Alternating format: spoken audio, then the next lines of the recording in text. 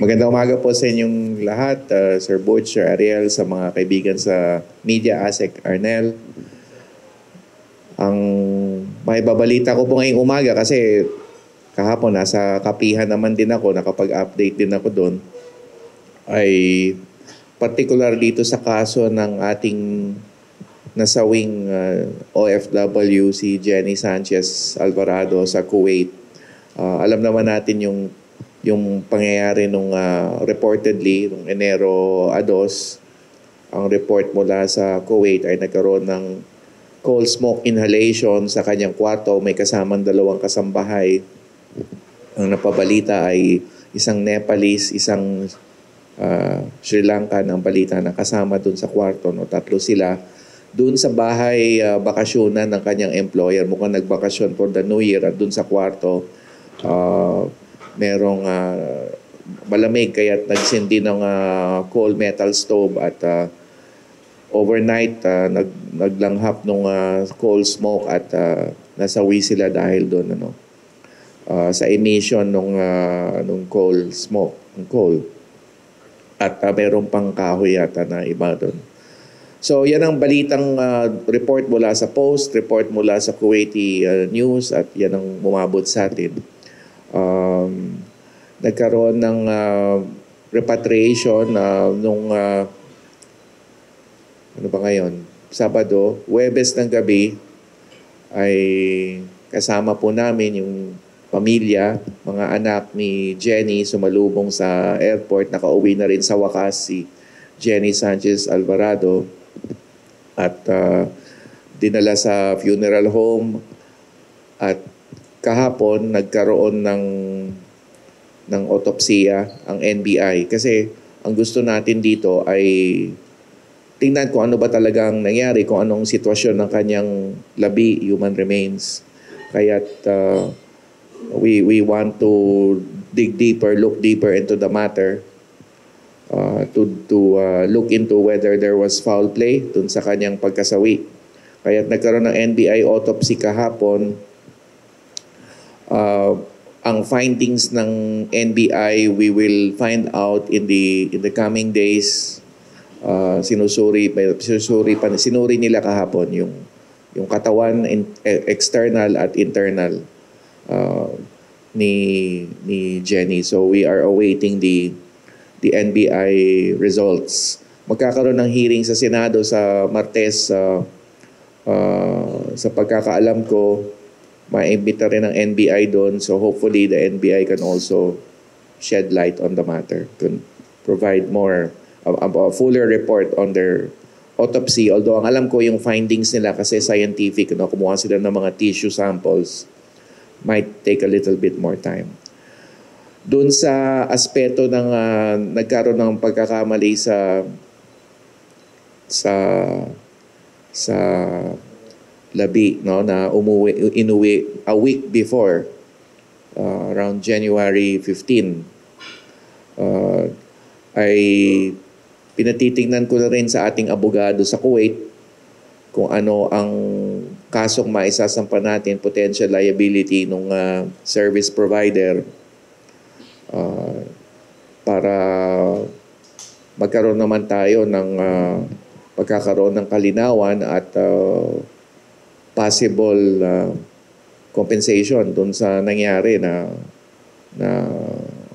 issue ng maling pagpapauwi nung cadaver. Kasi nagsumulat yung service provider At sa sulat niya, nakalagay doon, nag-explain siya, no? Sulat niya, tinorn over ng Kuwaiti authorities sa kanya, yung labi, may pangalan.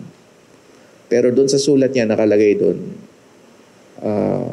there could not be an identification of the remains aside from the name given by the Kuwaiti authorities because there was no family present. At sa puntong yon, shinip na niya yung remains. So, ang tanong doon ay bakit? Kaya pinatitignan natin sa abogado kasi kung may chance sanang puntahan o tignan ng ating tauhan doon sa Migrant Workers Office kung ano man ang sinil nila at shinip nila pa uwi. So yun ang pinatitignan ko sa abogado natin, and in due time we will file the appropriate claim and legal action with respect to the liability of the provider. Yun po muna ang in the meantime we have been helping the family, kaya't lubos ang aming pakikipag-usap, pakikipagdaog palad. Nung isang weekend pa lamang, 2 days after the first arrival, tumungo na ako doon sa bahay nung pamilya, humingi ako ng paumanhin. And sinabi ko na rin naman sa media na I have taken full responsibility for what has happened, for the mistake. And kasi at the end of the day, yes, we will run after the service provider, but at the end of the day, ako rin naman kasi ang nagbigay ng utos na expedite yung return ni Jenny Sanchez para makapiling na niya yung kanyang pamilya. So we have been providing assistance to the family. Si Admin Arnel Ignacio nagtungo din doon sa bahay about a day after I went there.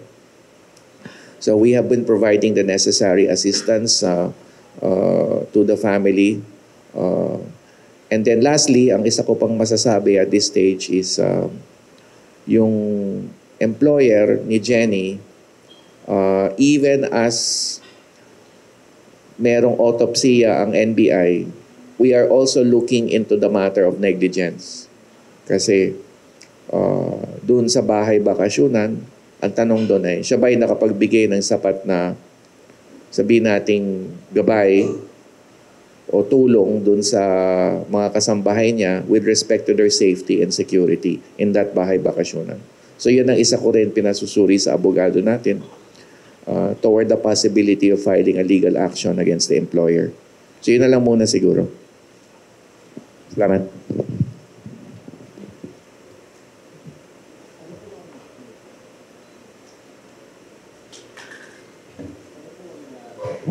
Epekto nito sa, kasi na-amplify pag problema ng OFW. Ano epekto nito sa ating mga Pilipinong nanduroon sa ibang bansa? Napapraning ba sila sa pangyayaring ito o just another day in their adventure? Well, ang Filipino workers ay kilala sa kalidad na kanilang serbisyo, tapat ng kanilang serbisyo. Ang paglilingkod natin tapat, nakatutok sa trabaho, sa employer, paglilingkod, etc. Whatever kind of work that may be. And yan naman ay hindi naiiba kahit ano man ang sitwasyon.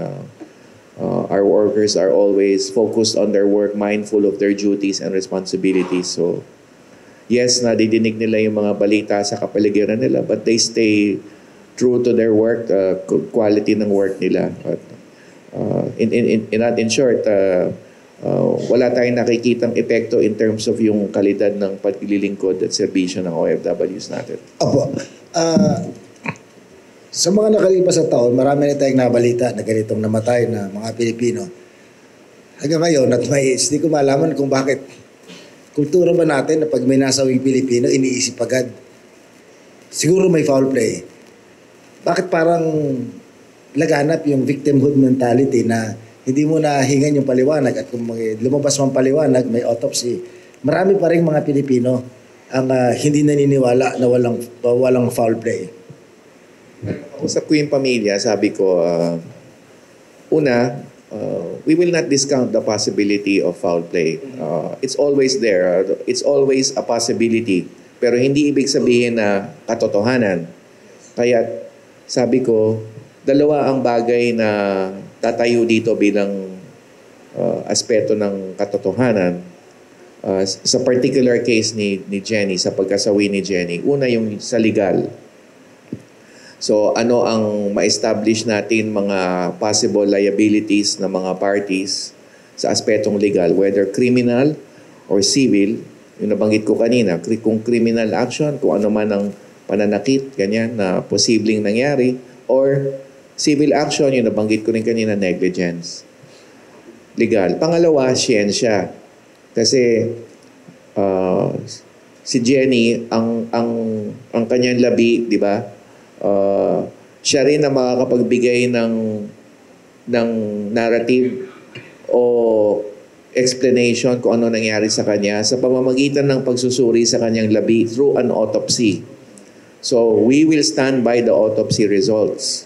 The National Bureau of Investigation, papasalamat tayo kay Sec Boying at sa NBI dahil agaran ng pagpunta ng NBI Medical Legal kahapon dun sa funeral home. They are experts in this field. Alam nila kung ano ang internal and external signs of force or crime, the occurrence of a crime. Kaya sa legal at sa siyensya tayo mananalig. Yes, there is a possibility of foul play, but at the end of the day, we will go with ano sinasabi ng batas at ano ang resulta ng pagsusuri ng sang-ayon sa siyensya. In recent years, di ba may heinous crimes na na-commit against OFWs sa Kuwait? Ano yung naging resolution ng mga kasong ito at the official level? Di ba nag-threaten pa ang Kuwait na i-downgrade ng relations? Or? Well, itong mga nakaraang heinous crimes, the death penalties were imposed on the perpetrators. Ang inaasahan natin kasi meron din tayong isang kaso, di ba? Bago pa nung kay Jenny, yung isang kaso na pinatay at nag-confess yung salarin, then we expect a prosecution and meeting of the maximum penalty doon sa salarin. Nangyari din na nagkaroon ng bilateral labor agreement noong 2018, bunsod nung mga pangyayari nung nakaraan na pagkamatay ng mga OFWs. Nitong huling krimen, yung kay Jollibee Ranara, kapiling pa natin si Secretary Toots Optin, nagkaroon ng deferment of deployment ng OFWs, first-timers, yung walang overseas experience. Sa panahon ko, nung ako nanungkulan nanaig pa rin yung deferment, bawal ang first-timers, dinagdagan ng 3 pang aspeto. Una, yung whitelisting ng recruiters, Philippine and Kuwaiti recruiters. Dapat merong clean track record ang mga Philippine at Kuwaiti recruiters at dapat mabilis silang magresponde sa anumang pangangailangan ng tulong ng OFWs. Kung hindi, they will be taken out of the whitelist at hindi na sila pwedeng mag-recruit. Pangalawa, na idinagdag natin yung pre-flight briefing. Bago pa man, literally, bago sila lumipad ng airport, 1 or 2 days sila lumipad ng airport, pinatatawag natin ng lahat ng bago umalis patungong Kuwait. Dagdag pa ito, bukod pa doon sa PIDOS. After ng PIDOS, may pre-flight briefing. They are convened. Mayroon pa mga reminders at briefings bago sila umalis tungkol sa kanilang mga karapatan, responsibilidad, at kung saan sila, anong mga contact numbers na kukunin nila, na kukontakin nila pag kailangan ng tulong, at yung contact number din nila kinukuha natin. Kaya't yung panghuling dagdag na aspeto, yung monitoring, dahil nakukuha natin yung numbers nila, namomonitor natin sila directly at kasama ng kanilang recruitment agencies. Meron tayong electronic recruitment system, yung Overseas Workers Monitoring System. So yan ang mga nadagdag. But nevertheless, rinirepaso natin ang lahat na yan sa ngayon. Kasi sa ngayon, ang iniisip ko ngayon ay yung mga requirements na yan kailangan repasuhin at higpitan pa kung kinakailangan. Kung kailangan pa natin talagang dagdagan ng antas ng proteksyon, hihigpitan pa natin lalo ang requisitos ng deployment. Sir, of course, hindi lang naman Pilipino ang nagtatrabaho sa ganon. I suppose hindi lang naman Pilipino ang naaabuso. Hindi lang Pilipino ang namamatay. Among those labor-sending countries, lalo na yung mga domestic work ang trabaho, yung Pilipinas nga ba ang may pinakang stringent na patakaran ng gobyerno sa pagkapadala ng manggagawa, particular sa Middle East? Hindi ko alam yung comparison, yung point of comparison na hindi ko nasuri ng husto na detalyado yung requirements ng ibang bansa. However, alam ko sa atin, halimbawa sa Kuwait, bunsod nung bilateral labor agreement natin at hanggang ngayon yung deferment of deployment of new first-timers ay mahigpit yung requisitos natin. Now, as to whether pahigpitin pa natin is another thing at yan ang sinusuri natin ngayon. Ano pa ang mga measures na idadagdag natin para lalo pa natin masiguro ang proteksyon ng ating OFWs. Opo. Doon po sa ibang mga nasyon na nagpapadala, kasi ang nakikita natin dito, yung balita lang tungkol sa OFW. Meron din bang abuso? Mataas din ba o mababa ang antas ng abuso sa mga bansang galing Indonesia, galing Africa? Kasi binomonitor naman namin ng mga cases on a day-to-day basis. So meron din ako na babasang mga balita tungkol sa ibang nationalities. For comparison purposes, halimbawa, pinakamarami ang OFW sa Saudi, di ba? Sa ngayon. As compared to with each countries, ano yung incidence ng violence against OFWs?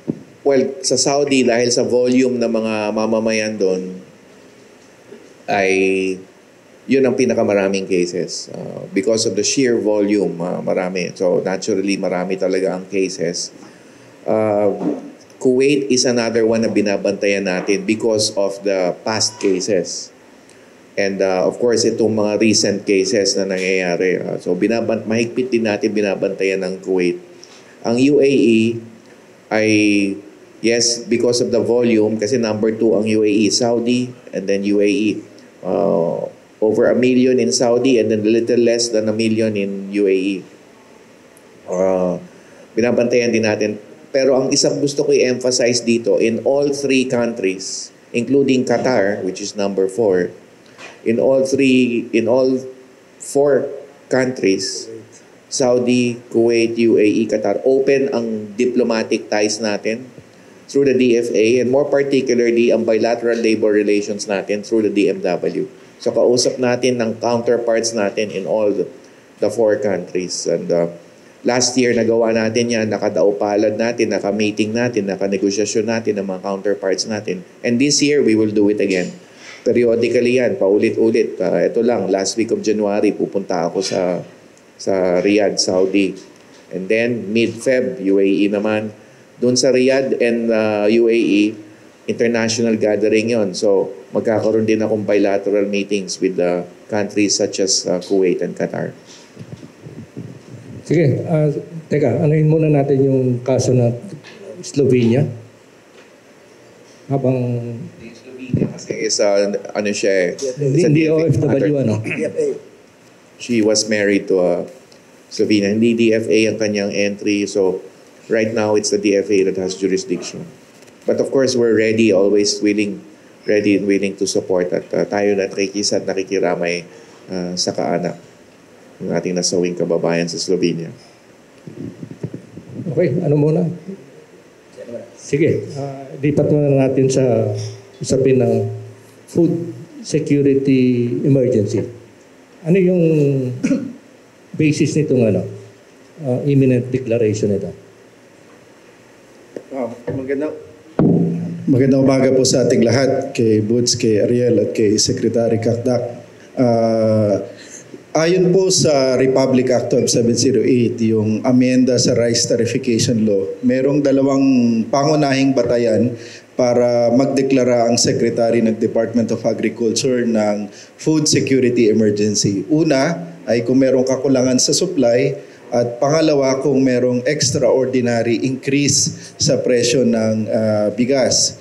Yung unang pangunahing batayan, kakulangan sa supply, it does not exist dahil napakarami ng supply natin ngayon.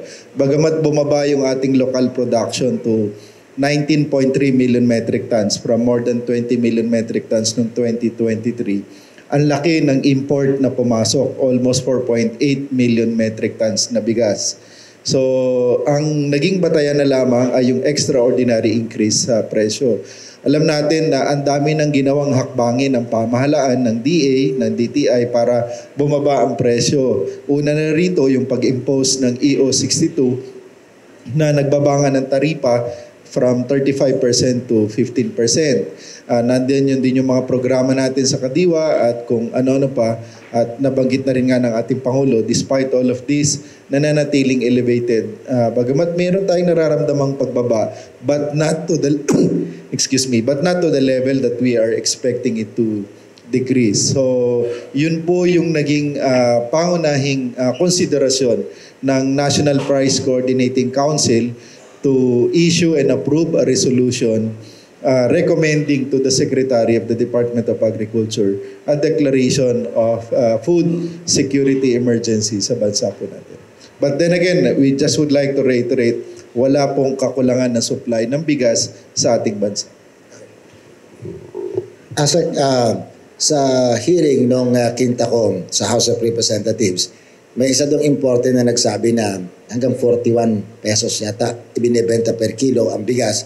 And yet, pagdating sa market, na ibebenta ng 55 pataas. Totoo ba yun na 41 pesos lang nila ibinebenta sa mga wholesaler at sa mga dealers yung per kilo ng bigas? Depende yun sa klasifikasyon ng bigas. Kasi pag nag-import ang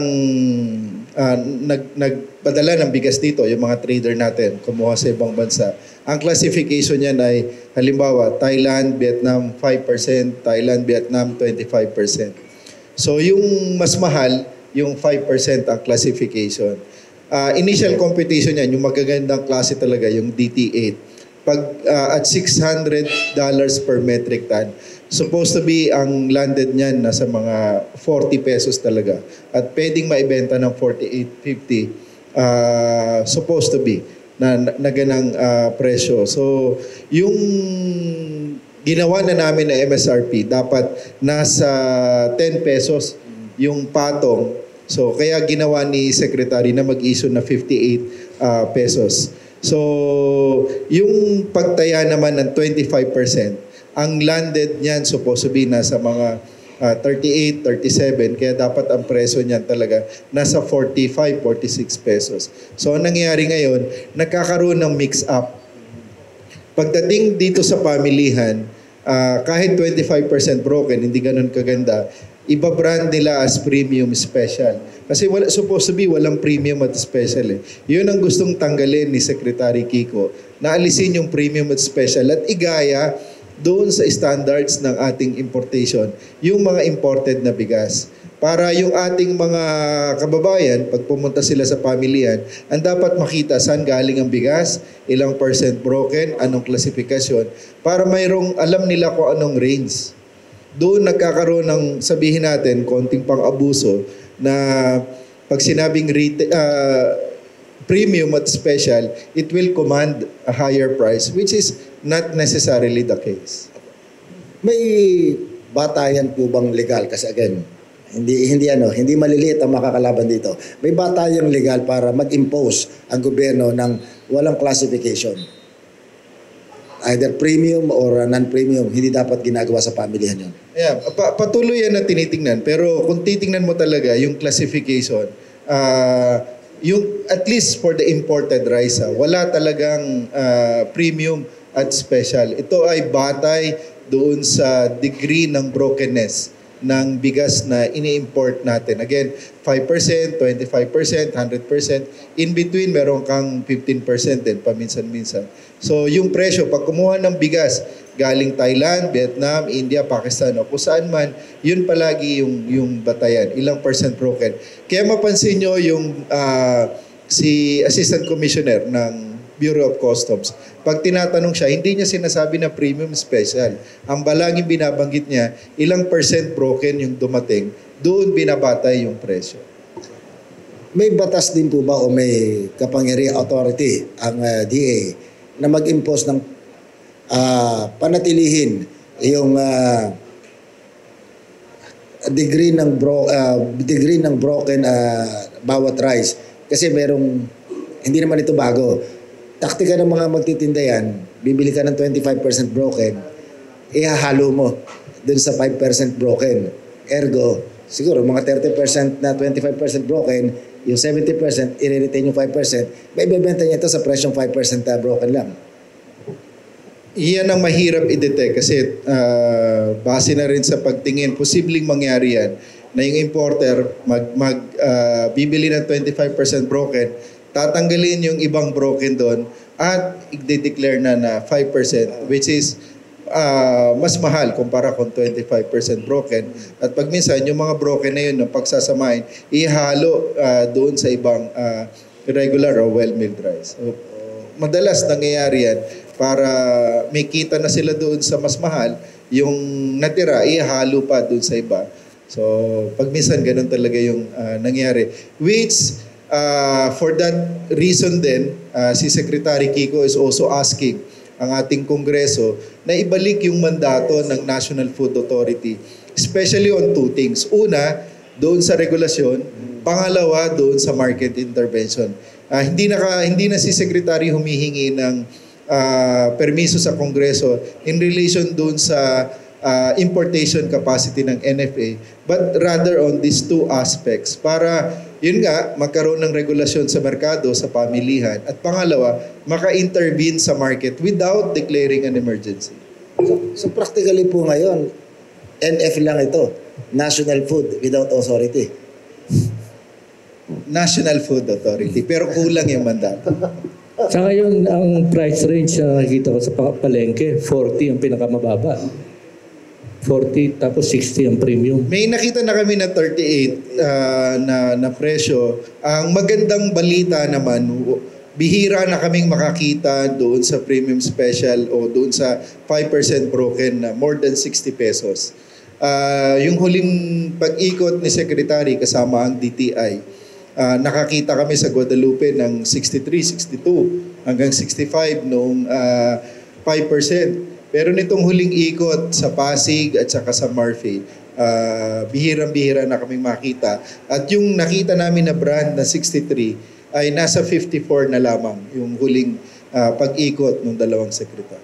Nung nagkaroon ng crisis a few last year yata, yung 40 tsaka 45 ang regular tsaka well-milled rice. Yung nakita ko sa palengke na 40, parang brown na brown. Yung last year na nagkaroon ng price ceiling na imposition, it's more of the well-milled at regular. So, kaya ngayon ang gusto ni Secretary, magmula sa taas yung mataas ang kalidad. Kasi pag binaba mo yung MSRP noong high quality rice, at eventually ibababa pa yan ng 55 hanggang 52 hanggang 50, yung mga mas mababang quality ng rice, bababa rin yun. Hindi naman pwede na mababa yung presyo mo ng 5%, tas yung 25% mo halos parehas. So eventually, bababa rin sila. So yun yung hakbangin natin. But ang gusto rin ni Secretary later on, magkaroon din ng MSRP doon sa 25% at ibang classification ng bigas. Pero ngayon, pag inayos mo yung sa 5%, inayos mo yung issue ng labeling, pag nagkaroon tayo ng MSRP for other types ng rice, mas madali na. May mga grupo ng magsasaka o nagpapakilalang grupo ng magsasaka na ayaw na magbenta yung NFA ng isda, not even sa mga local government units. Magbenta ng bigas not even sa mga local government units. Ang tanong ko po sa inyo, kung gano'n, pero pwede naman sa kadiwa. Yung po bang kadiwa, pwedeng siyang maging conduit, maging parang yung trabaho ng dealer, trader, siya na lang ang magbenta doon sa ibang mga retailers? Unfortunately, ang tanging natirang mandato sa NFA ay bumili ng palay sa mga magsasaka at gawin ito for buffer stocking.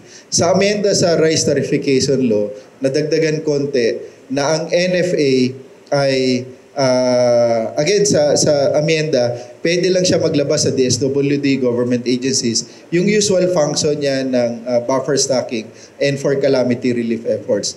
Pwede lang siyang maglabas ng bigas outside of the calamity relief effort kung merong declaration ng food security emergency. So kung walang declaration ng food security emergency, pwede lang siya maglabas only for calamity relief efforts. So talagang napakalimitado ng pwedeng intervention through NFA. With this, hindi pa naman natin masabing inevitable or imminent kasi proposal pa lang na food emergency declaration, doon pwede na magbenta ang NFA. Pag nagkaroon ng declaration ng food security emergency, pwede nang ilabas ni NFA yung kanyang stock, whether aging yung stock or kahit anong classification ng stock niya, pwede niyang ilabas sa, again, pwede niya lang ilabas sa LGU, sa DSWD, sa government agency o sa Kadiwa. Hindi pa rin siya pwedeng directly na magbenta sa mga retails o sa pamilihan. So may limitation pa rin. At hindi rin siya pwedeng mag-import pa rin. So wala pa rin yun sa kanyang kapangyarihan. So kung ganun po, napakalimitado pa rin ang maaari maging epekto nito. Kasi kung ibinenta ng NFA, yung kahit na yung aging stocks sa DSWD, hindi naman pwede magbenta ang DSWD. So pamigay lang itong libre. Kung sa Kadiwa naman, balik ako yung tanong kanina, ibang Kadiwa pwedeng mag-act as wholesaler. Limited din yung aming function sa Kadiwa. Kaya ang iniengganyo ng DA ay ang lokal na pamahalaan. Kaya nung nagpulong ang DA kasama ang Metro Manila Council, hinihikayat namin ang mga mayors na payagan na magbenta sa Kadiwa. So ngayon kasi 20 na Kadiwa lang kami sa pamilihan. There are about 150 public and private markets within Metro Manila. So gusto ni Secretary sa lahat ng 150 na pamilihan, ialaw ang Kadiwa doon.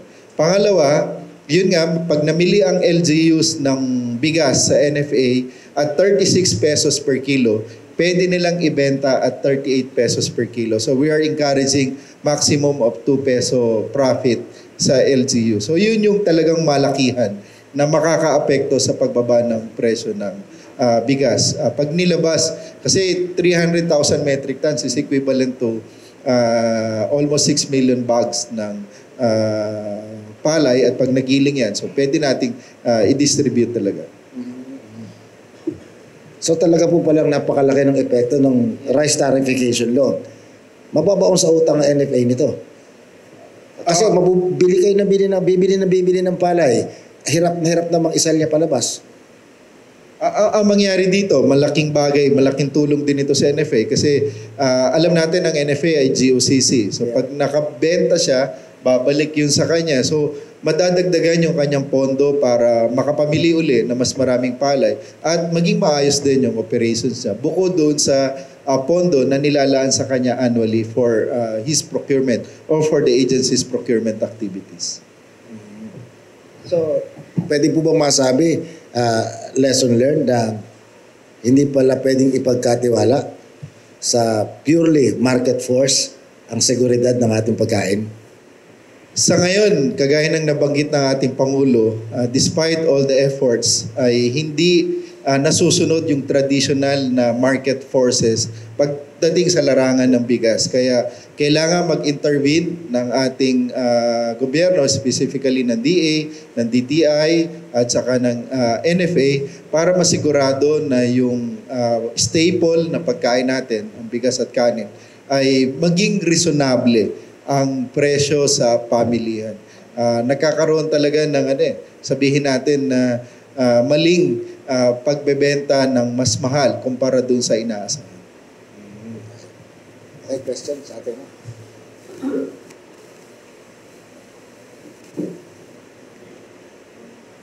Sir, good morning. For DFW Secretary Hans Kakdak, sir, may we get an update on the case of Daphne Nakalaban?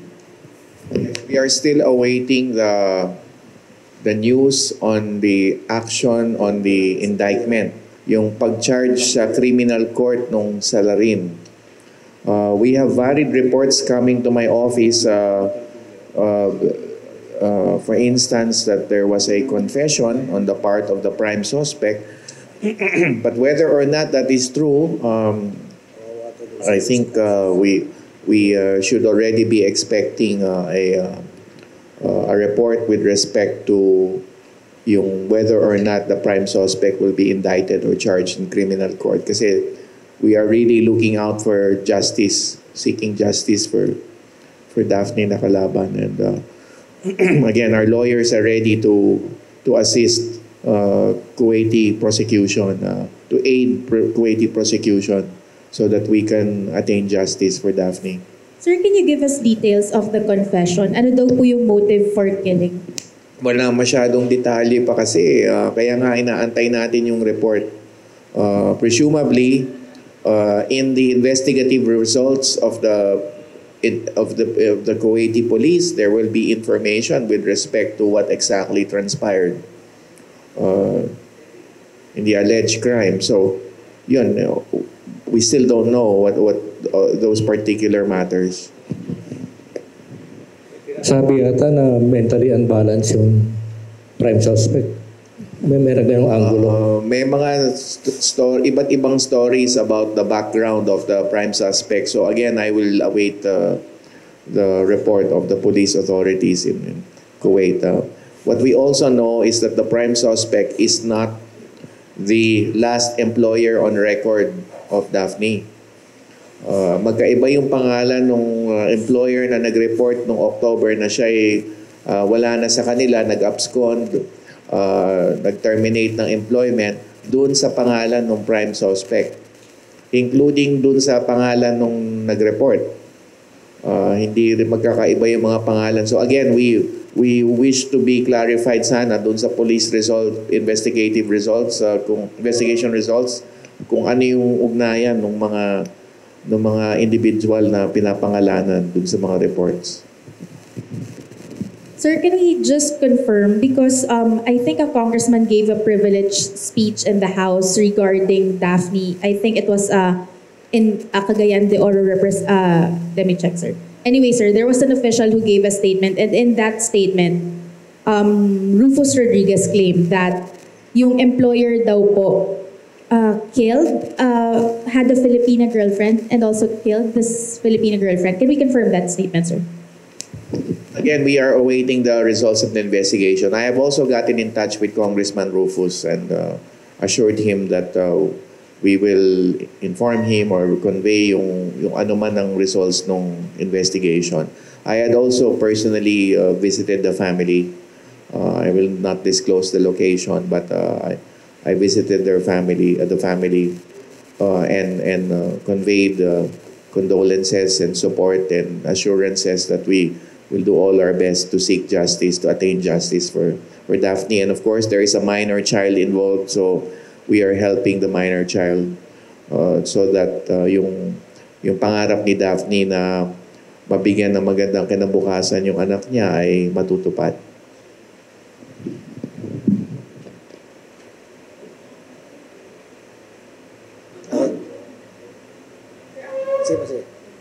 Sir, isa pa pong question. Sir, I understand that the DMW is already reviewing a possible deployment ban to Kuwait. Ano po yung considerations, and when should we can we expect? Yan ang nabanggit ko kanina. I think we need to I think I had already mentioned where we are now, which is the bilateral labor agreement, the deferment of deployment of first-timers, nung time ni SecToots, at then yung dadagdag pang requirements nung panahon ko na. And so, pagre-repaso ng lahat ng ito, kung kailangan higpitan pa, ay hihigpitan natin, rest assured. At kung sa pagsusuri natin ay makakatulong ang suspension of deployment, ay gagawin din natin yan. Ang isa kasing sinasaalang-alang din natin, syempre, meron din kasing mga kababayan natin na ligtas naman ang kanilang employment. At pinag-iisipan din natin yung opportunities ng mga kababayan natin with respect to employment nila. May marching orders na po ang Pangulo regarding this. What did you already talk to the President about this issue? At this stage, what I could say is the President is informed about the situation, the cases, and ganun muna. That's what I have to say at this stage. Ilan po nga ang ngayon ang mga nagtatrabaho sa Kuwait as nasa domestic work? Sa ngayon, around 215,000. 215,000. Opo. So, taon-taon ilang Pinoy ang nagpupunta sa ganong sektor sa Kuwait? Sa Kuwait, bago natin hinigpitan, mga 15 hanggang 20,000. Pero nitong panahon na hinigpitan natin, yung minomonitor natin ngayon, higit kumulang 6,000 ang nandun last year. So, nabawasan din yung kahit papano, nabawasan din yung tungo doon dahil hinigpitan natin ang requirements, pero malaki-laki pa rin yung bilang ng 6,000 na minomonitor natin ngayon. So, gaano kahirap yung balancing act? Interest ng 6,000 kumpara dun sa katarungan sa 3 o 4. Yes, kaya ngayon ang sinusuri natin na nasa konteksto ng bilateral labor relations tayo with Kuwait, so that we have also over the last few weeks mula nung lumabas itong mga kaso ni Daphne at ni Jenny, asking for the help of the Kuwaiti side to help us out to attain justice and clarification and the reports. Tumulong naman din sila dito sa finally wastong pag-repatriate ni Jenny at nitong pagkakakulong ng mga salarin doon sa kaso ni Daphne. Nakakulong ngayon yung prime suspect sa kaso ni Daphne, pati yung 3 na reportedly nag-conceal nung crime. Pati yung mismo nag-report nung crime nung December 28, yung nakakabatang kapatid nung prime suspect ay nakakulong din. Punta naman siguro tayo dun sa kabila ng deployment ng OFWs. Ano ang safest place for OFWs? Tsaka pinaka-economically beneficial for OFWs?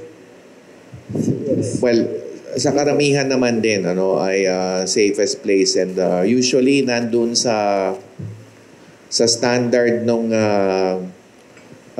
skills. Ayon sa batas natin, I fully agree, yung level of skills is the highest form of protection. So, it's the country and also yung level of skills. So, halimbawa, sa Saudi Arabia, marami namang ligtas ang kanilang trabaho doon kung mataas ang level ng skills nila. At kahit man domestic worker o kasambahay, ay meron din naman ligtas na trabaho. Meron mga kasambahay na matagal na, 10, 15, 20 years na silang nando doon. Dahil meron silang sapat na kakayahan at skills at maganda ang ugnayan nila with their respective employers. But of course, Saudi and Kuwait always come out as the countries with the most number of cases. So I would say the other parts of the world, mas konti yung number of cases, and again, it all depends upon yung antas ng skill sets at yung requirements, yun nga, yung mahigpit na requirements na pwede nating ipataw. At saka yung batas din ng host country, yung aksyon at implementasyon ng batas ng host country are also factors coming into play sa sapat na proteksyon ng OFWs natin. Last week, nandito yung anong pangalan niya? Labor representative ng MECO. At he-informed yung media na there are at least 5,000 job opportunities sa Taiwan. Tsaka maganda yung sweldo, tsaka yung pag-integrate nila doon sa larger community. At halimbawa, may nabasa rin ako na Finland is recruiting for healthcare workers. Parang na-quote yata kayo doon. Yeah, there are many things we are doing right now in terms of kasi sabi ko kanina, yung skill sets would be a big factor in protecting OFWs. Number 2, malaking role din yung host country laws and implementation of the host country laws protecting OFWs. So, ang nakikita natin dyan, we're breaking ground with host governments in countries such as those in Central and Eastern Europe. So, nung October, kami ni Yusek TY Kauna nagtungo doon at nagkaroon ng discussion with the agreements and discussions with the governments of Austria, Hungary, and Croatia in terms of yung safe, transparent, and ethical labor mobility. Yun naman yun. We don't create the demand for the OFWs. It's the OFWs who create the demand for themselves due to the quality and the good work and the harmonious relations they have with employers all over the world. So dahil doon in demand sila.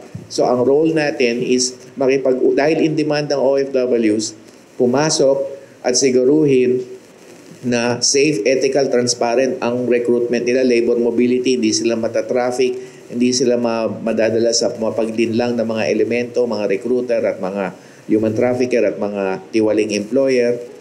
And we talk to the host governments kasi napakahalaga talaga ng host government protection.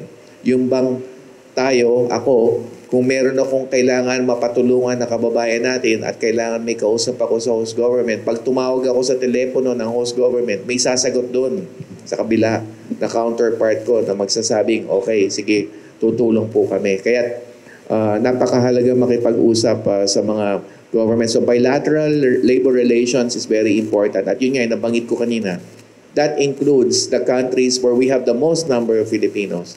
We have strong bilateral labor relations with Saudi, with UAE, Qatar, and even Kuwait. Sir, just a follow-up. Sir, you mentioned that we are looking to file cases against the service provider nung bangkay na maling na turnover. But what happens if investigations show that it is the Kuwaiti government that is at fault? That will be part of the evaluation of our lawyer, and again, we are braced to file the necessary cases. We will also seek the help of the Department of Foreign Affairs here, our embassy in Kuwait, along those lines. Sec Hans, Ted Cordero from GMA News Online. May patanong lang po si Kuya JP Soriano. Can you tell us more paano na-discover at na-take down yung more than 70,000 illegal job posts sa Facebook at TikTok? Parang nasabi ko yata 30,000 TikTok and Facebook sites. We have partnerships with Facebook and TikTok. And I'm proud to say yung Facebook and Meta at yung TikTok, Philippines ang una nilang pinagbigyan dyan. Philippines ang una nilang nakausap, at pinaunlakan in terms of pag nag-request ang Philippine government ng takedown, gagampanan nila. However, may mga gaps pa rin di ba? Kasi bawat isang takedown, may isang put up. Kaya kailangan bantayan talaga at masigasig ang ating pagti-takedown. The recent victory we had was may mga 15 Philippine recruitment agencies na nagpunta sa amin, matitino sila lahat. Sabi nila, yung Facebook page nila kinapikat ng mga illegal. So gumawa ng, let's say, XYZ dissenting recruiter, okay? Yan ang tingin kasi rin namin na alam naman namin kung sino mga quality na recruitment agencies. Ginaya nung Facebook page, XYZ dissenting recruiter, kuno rin siya. Ang problema, ang daming naakit din nun. So, pumayag ang Facebook na i-take down yung mga pages na yon. So, masaya kami na nagawa yun. Kasi on their own, nag-attempt daw sila. Hindi nila sinabi sa amin, nag-attempt sila. Nahirapan sila. But nung lumapit sila sa amin, na-take down agad yung Facebook pages nila. Yung copycat Facebook pages.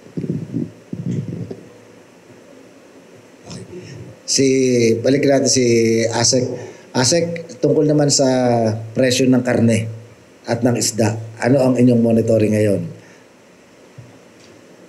Sa ngayon, tumaas ng between 10 to 20 pesos yung presyo ng imported na karne.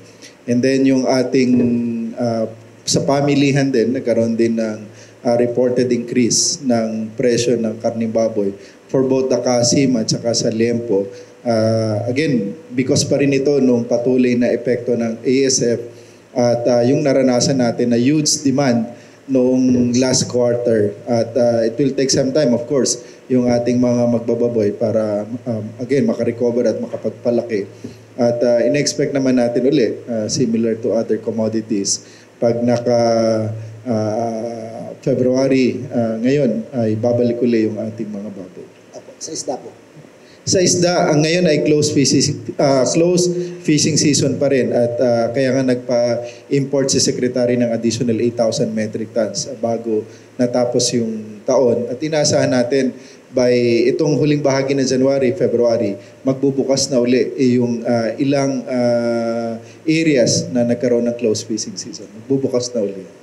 Doon po sa pinag-iisipan na declaration ng food emergency, ang primarily target lang po ito bigas, hindi po kasama ang karne at ang isda. So yung food security emergency ay nakaangkla sa batas itong amyenda sa rice tariffication. Tapos, ito pong nakalipas na mga buwan, walang humpay ang pag-ulan. Ano pong epekto nito sa ating mga pananim na gulay? Again, yung kung ang maapektuhan o naapektuhan yung mga traditional na nagtatanim, halimbawa itong Bicol Region, Calabarzon, Central Luzon at Cagayan Valley, hindi na naman ganun kalaki yung mga pagbaha. So we're expecting recovery. Not unlike yung talagang last year na sunod-sunod na pagbaha, pag-ulan na matitindi, talagang nakaapekto sa malaking bahagi ng areas na to na nagtatanim ng gulay. Alam din natin na yung halimbawa kamatis, sili, bell pepper, ito yung mga gulay talaga na seasonal. At pag tag-ulan, hirap nating patubuin, palakihin. So ngayon naman na tag-init na, ito na yung panahon na ina-expect natin na sobrang dadami naman uli yung ating production. Hindi ba yung presyo ng sili, symbolic lang yan eh. Maganda lang pang meme. Kasi maski naman maging 1,000 pesos per kilo wala naman ako kilalang kakain ng 1 kilong sili. 2-3 buti lang naman ang kailangan So, ito ay liliwanagin ko lang. Ang sili hindi kasama sa kino-compute sa inflation. Lahat ng gulay, pero primarily yung talagang normally ay nasa table natin. At pinakamalaking bahagi pa rin sa food inflation ay yung bigas. So, yung sili, napakaliit nun. Napakaliit na portion lamang. So, sa ngayon tapos na yung season na lakas sa karne, tapos pababa na rin sa world market ang presyo ng bigas. Nakakabawi na sa epekto ng ASF. Magbubukas na yung isinarang season ng pangingisda. So come 3 weeks, 1 month, 2 months, maganda na po ang Tama yan, Ariel. In fact, nitong December ay na inflation report ng PSA, hindi na masyadong malaki yung cost sa food inflation. In particular, yung bigas.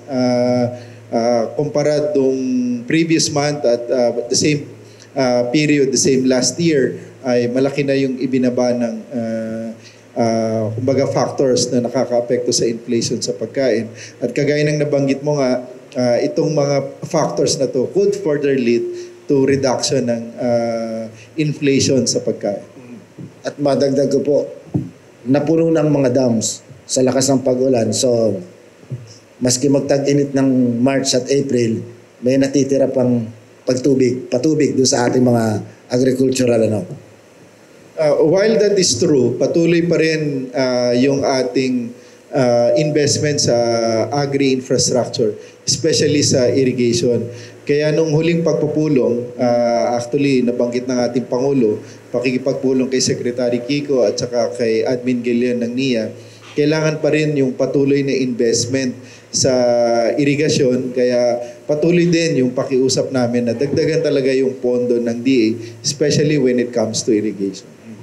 So still, agriculture is water. Yes. Yes, please. Sir, we understand na merong mga Vietnamese experts who came to the Philippines to present a plan on the construction of a cheaper irrigation system. That's according to DA Secretary. Q Laurel. May we get an update, sir, kung kamusta po yung visit nila and kung may price tag na po, kung magkano i-include sa 2026 budget ng DA? Sa 2026 budget ng DA, of course, we will be asking for a higher budget. Ito kasing 2025, start ng 2025, ito na talaga yung budget ni Sec Kiko. At yung may mga ilan kasi talaga na hindi napondohan dun sa original na request ni Secretary. And ngayong 2026 na parating, we are hoping na magkakaroon ng additional. And on the level din noong foreign assisted projects, marami din kaming naka-program for 2025 and 2026 hanggang 2028. We're happy to note na ngayon ay bumabalik yung kumpiyansa rin ng ating mga international funding institution para pondohan yung mga critical agri-infrastructure kagaya ng irrigation, cold storages, and post-harvest ng ating sector. So we can expect budgets coming both from the general appropriations at saka sa mga foreign assisted projects natin. Doon naman sa Vietnam sa irrigation, we're still finalizing yung mga details regarding dito, and actually magkakaroon din ng exchanges ng visit pa between the two countries to further solidify yung design and discussion hinggil dito. Sir, yung mga irrigation system natin, parang sabi ng iba, di ba yung open canal, tapos porous masyado ang lupa. Pag naglakbay ng 2 kilometro yung tubig, bago makarating doon, higit na sa 60% ang nawawala. So, ang daming tubig na nasasayang. Meron bang bago kayong disenyo ng irrigation distribution system na parang naka-pipe in? Tama yan, Ariel. Ngayon, meron kaming pinopropose na mga malalaking project sa irrigation. Ang tawag natin dito is Philippine Irrigation Network Piping System. Kasi alam natin, tama yung sinabi mo, ang laki ng losses sa seepage, leakages kapag open canal. Lalo na kung hindi sementado or earth canal lang yung ginamit. Bago makarating from main canal to laterals, ang laki na ng mga losses. So talagang marami yung nasasayang na tubig. So we're really venturing doon sa pipe irrigation, especially maiwasan din yung tinatawag natin na problema sa right of way. To Sec Hans. Sec, yun po binanggit nyo kanina na possible deployment plan sa Kuwait. To clarify lang, is that for domestic workers or lahat ng OFWs in general? Give us time muna to, kasi ang mga questions yun yung pumapasok na sa detalye nung, as if meron na eh. So, give us time muna to study the situation. Sige po, may tanungin ko lang sa diplomatic implications pag sinagot ni Sec Hans Kakdak yun. ano yung epekto ng series of yung El Nino phenomenon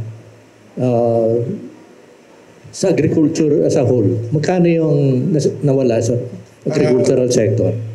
Last year was a very challenging year for the Agri Department and the sector as a whole. We have El Nino first quarter, then sunod-sunod na bagyo, and then La Nina.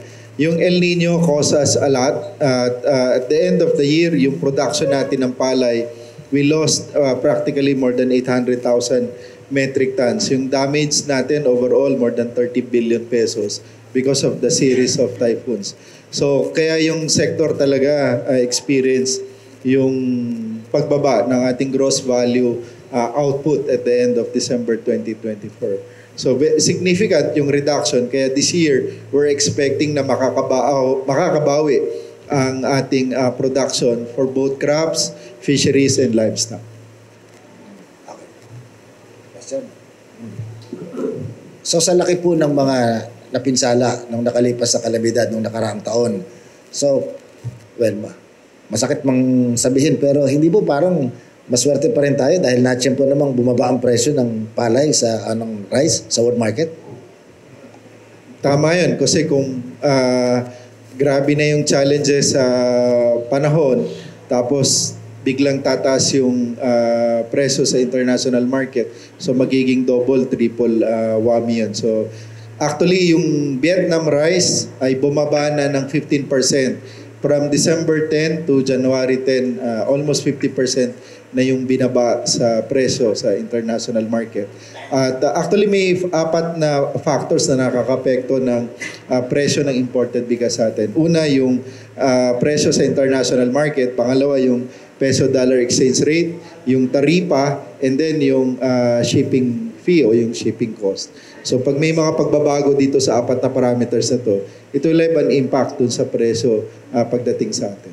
Yun lang po yata ang isang hindi nabanggit sa kinta ko, yung Forex. Kasi ngayon is almost 60 pesos.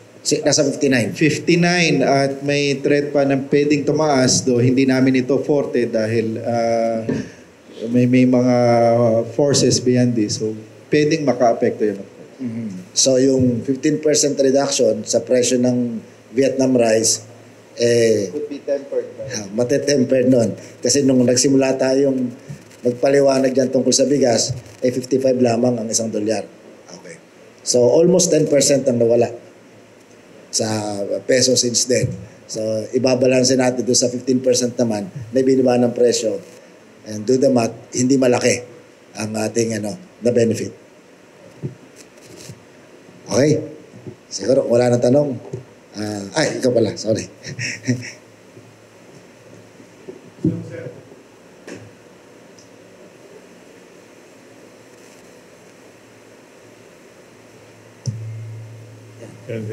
Ang tanong ko lang po, yung sa maintenance ng mga petil natin, ng mga patubigan natin, na existing na since the 70s, ano po nangyayari ngayon doon? Maintenance. Yung maintenance ng ating mga petil, mga patubig. Yung lalo na yung sa mga malalaking irigasyon natin, dapat ang NIA naglalaan yan ng operation and maintenance kung under sa kanila. Kung ang irrigation systems ay under naman sa mga Irrigators Association, dapat sa kanila. Kasi we have large national river irrigation systems, we have communal irrigation systems, and we have yung private irrigation systems. So for large, sakop yan ng NIA. For communal, sakop yan ng Irrigators Association. Ang naging issue lang, noong nawala, di ba, nagkaroon ng batas na inalis yung pagbabayad ng irrigation service fee. So, dapat yung ibang gastusin kinukuha doon. Ngayon, sinacharge na yon fully doon sa galing sa ating pamahalaan. Hindi ba na-reconcile yung issue na yan? Before pa man, hindi pa na-reconcile yung issue na yan? Yung nangyaring, yung nangyaring yan? Yung, oo. Ano yan, kumbaga water under the bridge na kasi sakop na yan ng batas na nagtatakda. Pero merong up to certain hectareage na libre, but beyond that ay kailangan na rin magbayad ng irrigation service fee. Na-reconcile na po yun? Yes, na-reconcile na yan due to the implementation of the law. Okay, pangalawa, yung NFA natin, may bumper stock tayo, may bigas tayo nakatago sa ating mga warehouse. Di ba? May bumper stock tayo just in case na may mangyari. No? Ano po nangyari ngayon dun sa napabalitang 100,000 sako na pwede nating ipalit dun sa anticipated na ani natin ng bigas na parating? Again, yung NFA, ang mandato niya talaga sa ngayon ay mamili ng palay at isubi para pang buffer stock, bibilhin ng DSWD, etc. So sa ngayon, ang inventaryo ng NFA nasa 300,000 metric tons yung napamili plus yung dati pa niya na stock. So talagang punong-puno ang warehouses ng NFA sa ngayon. Kaya nga, tapos may parating na ani. No? Is there a way of interfacing this? That's why the proposal really is to dispose of the current inventory of NFA, which NFA can only do through the issuance ng emergency situation. Kasi kung wala yon at bibili lang ang DSWD, wala namang malaking warehouse ang DSWD, wala sila malaking pondo to buy all of the stocks ng NFA, mananatili yun sa warehouses ni NFA at pag nanatili yun, tumagal ng tumagal, bababa ang quality, siyempre, mas mahirapang i-dispose si NFA. Wala ba sistema para ma-rotate yan? Kumbaga sa, hindi naman, it doesn't take warehouse accounting, which is medyo mahirap pag-aralan, no? Last in, first out. Yeah, but nung una ang problema, sinasabihan ng NFA, bakit hindi kayo namimili ng palay sa mga magsasaka? Ngayon, namili ng husto at na-meet yung target, ang dami ng palay, ang dami ng bigas. Ngayon, because of the limitation na meron si NFA na hindi niya basta-basta madidispose ang kanyang stock dahil nga bawal siyang mag-intervene sa merkado, pwede lang ay bibilin sa kanya ng DSWD. At dahil sa limitasyon na to, at ang dami niyang stock, ngayon, pagdating ng anihan, come late February, March, April, hindi siya pwedeng mamili. Saan niya ilalagay yung kanyang bibilhin? Hindi naman pwedeng yung palay na binili niya, kung saan-saan lang ilalagay. Diba? Kailangan niyang i-dry yan, kailangan i-mill, at kailangan i-store for buffer stocking and release sa pwede niyang benta. Facilities to handle that, just in case. We have the existing warehouses. At yun din, kailangan din natin ng additional din na suporta sa NFA para makagawa siya na mas maraming warehouses and silos. Salamat po. Kung meron pa lang, kung may yung mga traders ng palay, kakampanyahin ko lang na pagbawalan ng NFA na magbenta ng bigas, mag-dispose. So dahil puno ang warehouse ninyo, hindi makakabilang NFA sa magsasaka, tuwan-tuwa niya ng mga palay traders. Iyon ang magiging problema kasi ang NFA nagtatakda ng reference price. So as approved by the NFA Council, may presyo at yun ay mas mataas kumpara dun sa pamimili ng traders. So kung hindi makapamili ang NFA, so posibleng maapektuhan yung farm gate price, which we don't like, na masyado mababa. So kung kahit magtakda pa lang NFA, ang price council ng suggested buying price ng palay, walang silbi yun kung hindi makakapamili ang NFA. Pagtatawanan lang. Of course. Hindi siya makakapamili kung wala siyang paglalagyan ng kanyang pinamili. So crucial pala yung yung nababasa natin sa balita na hindi dapat nag-i-intervene sa market ang NFA, hindi dapat nagbebenta. Huwag na sagutin. Mukhang merong doon, subtle manipulation. Hindi ba pag sinabi mo emergency, sobrang taas ng presyo ng bigas at kulang ang supply? Again, wala tayong problema sa supply ng bigas. Oo nga. Sobra. Bakit emergency?